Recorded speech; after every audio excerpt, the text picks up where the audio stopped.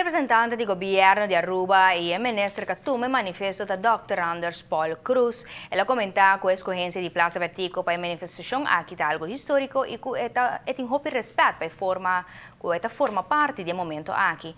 Depois de escutar o ponto, não itura comentário não estão presente, o mandatário arriba a palavra. Me está tomando nota que o manifesto tem vários pontos de referência que está full governo.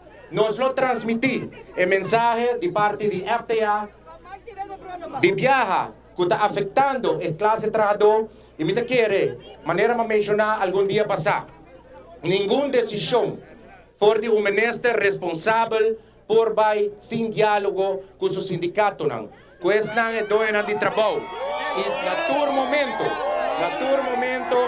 toda decisão que o guardo tomar dor de governo aqui e dor de minha persona, nós lo hacemos em consulta com o sindicato não. Com os werkgevers não, para assim nós podemos chegar a balance entre o direito de cada trabalhador na Aruba e também o interesse de cada cidadão de nosso país. A presidente de FTA, quero agradecer para a manifestação aqui, para o dia de trabalho, para trabalhador na Aruba, não para nenhuma organização política, para o trabalhador na Aruba, nós aceitamos a manifestação.